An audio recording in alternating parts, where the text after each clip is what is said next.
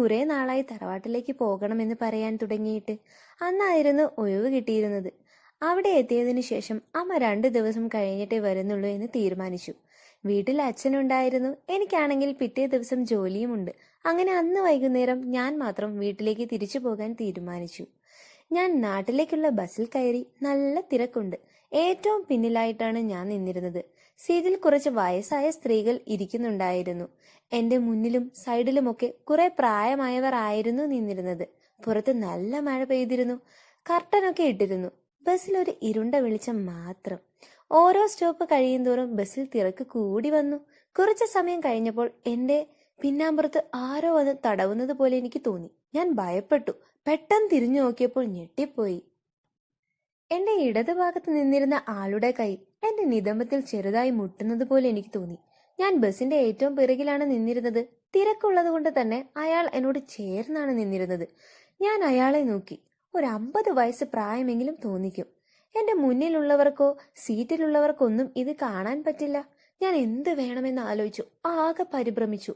പെട്ടെന്ന് അയാൾ എന്റെ ചുരിദാറിന്റെ ടോപ്പിന്റെ ഇടയിലൂടെ കൈയിട്ട് എന്റെ ചുരിദാർ പാന്റിന്റെ മുകളിൽ കൈവച്ചു. ഞാൻ ഭയന്നു.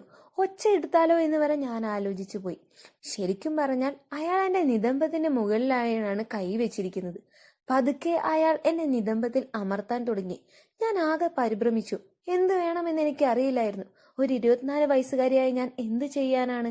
ഞാൻ അയാളുടെ കൈ തട്ടിമാറ്റാൻ നോക്കി. പക്ഷെ അയാൾ അതൊന്നും കാര്യമാക്കിയേയില്ല. ആദ്യമായിട്ടാണ് ഒരാൾ എന്റെ ശരീരത്തിൽ ഇങ്ങനെ തൊടുന്നത്. എന്റെ ശരീരത്തിൽ ഒരു വിറയൽ പടരുന്നത് ഞാൻ അറിഞ്ഞു. ആരെയും ആകർഷിക്കുന്ന തരത്തിലുള്ള ആകാരവടിവുള്ള ശരീരമായിരുന്നു എന്റേത്. അത് അയാൾ വളരെയധികം ആസ്വദിക്കുന്നതായി എനിക്ക് തോന്നി.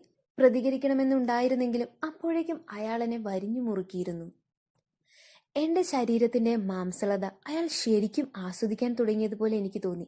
ഞാൻ പ്രതികരിക്കാത്തത് കൊണ്ട് തന്നെ അയാൾക്ക് ഒന്നുകൂടെ ധൈര്യം വെച്ചതുപോലെ എനിക്ക് തോന്നി. അയാൾ ഒന്നുകൂടെ എന്റെ അടുത്തേക്ക് നീങ്ങി നിന്നു. പതുക്കെ അയാൾ എന്റെ നിതംബത്തിൽ അമർത്തി. ഞാൻ വളരെയധികം പേടിച്ചുപോയി. ഇപ്പോൾ അയാൾ എന്റെ നേർക്കാണ് നിൽക്കുന്നത്. പെട്ടെന്ന് അതാ എന്റെ തുടയിൽ എന്തോ ഒന്ന് വന്ന് തറയ്ക്കുന്നത് പോലെ എനിക്ക് തോന്നി. ഞാൻ നോക്കിയപ്പോൾ അയാൾ അതാ എന്റെ തൊട്ടു പിന്നിൽ അയാളുടെ സാധനം വെച്ച് എന്റെ തുടയിൽ അയാൾ അമർത്തുകയാണ്. എത്ര മ്ലേച്ഛമായിട്ടാണ് അയാൾ ഒരു പെൺകുട്ടിയോട് പെരുമാറുന്നത്. എനിക്ക് പ്രതികരിക്കണമെന്ന് വളരെയധികം ഉണ്ടായിരുന്നു. പക്ഷെ എന്നെ കൊണ്ട് കഴിഞ്ഞില്ല. അയാൾ എന്നെ വരിഞ്ഞു മുറുക്കിയിരുന്നു. അയാളുടെ മുണ്ടിന്റെ മുൻവശം വീർത്തിരുന്നു. അപ്പോൾ തന്നെ എനിക്ക് കാര്യം പിടികിട്ടി. ഞാൻ ആരും അറിയാതെ എന്റെ ബാഗിൽ നിന്നും ഫോൺ എടുത്ത് ഒരു ഫോട്ടോ എടുക്കാനായി ശ്രമിച്ചു. പക്ഷെ അയാൾക്കത് മനസ്സിലായി. അയാൾ പെട്ടെന്ന് തന്നെ പിന്നിലോട്ടേക്ക് മാറി നിന്നു. ഞാൻ കരുതി ഇനി ശല്യം ഉണ്ടാകില്ല എന്ന്. പിന്നീട് കുറച്ചു നേരങ്ങൾക്ക് ശേഷം അയാളുടെ വലത്തെ കൈ വീണ്ടും എന്റെ പിന്നാമ്പുറത്തേക്ക് വന്നു. അയാളെപ്പോൾ നല്ല ശക്തിയിൽ അമർത്തുന്നുണ്ടായിരുന്നു. എന്റെ കണ്ണുകളിൽ നിന്ന് കണ്ണീരെല്ലാം ഉതിർന്നു വരുന്നുണ്ടായിരുന്നു. ഒരു പച്ച ചുരിദാറും പാന്റുമായിരുന്നു ഞാൻ ധരിച്ചിരുന്നത്. ഞാനൊരു ബസ്സിലാണ് നിൽക്കുന്നത് എന്നൊക്കെ ഞാൻ മറന്നുപോയിരുന്നു. ഞാൻ അയാൾക്ക് വഴങ്ങിക്കൊടുക്കുന്നതായി എനിക്ക് തോന്നി. അയാളുടെ ഇടത്തെ കൈ എന്റെ വയറിന് മുകളിലേക്ക് വന്നു. എനിക്ക് അപ്പോഴും ഉള്ളിൽ ഭയമുണ്ടായിരുന്നു. പതുക്കെ അയാൾ എന്റെ വയറിന്റെ സൈഡിൽ അമർത്താൻ തുടങ്ങി. ടോപ്പിന് മുകളിൽ എന്റെ ഷാള് അയാൾ മാറ്റാൻ തുടങ്ങി. പിന്നീട് അയാളുടെ കൈ എന്റെ ചുരിദാറിന്റെ ടോപ്പിന്റെ ഉള്ളിലേക്ക് കടത്താൻ ശ്രമിച്ചു. ചുരിദാർ ലൂസായതുകൊണ്ട് തന്നെ അയാൾ അതിൽ വിജയിച്ചു.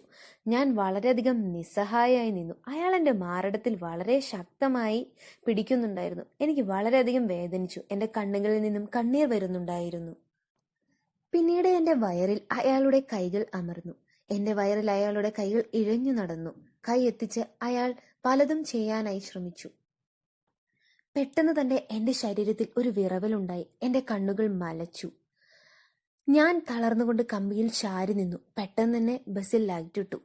പിന്നീട് ഞാൻ ഡ്രസ്സെല്ലാം നേരെയാക്കി. അയാൾ അടുത്ത സ്റ്റോപ്പിൽ ഇറങ്ങിപ്പോയി. ഒരിക്കലും ഈ അനുഭവം ഞാൻ മറക്കില്ല.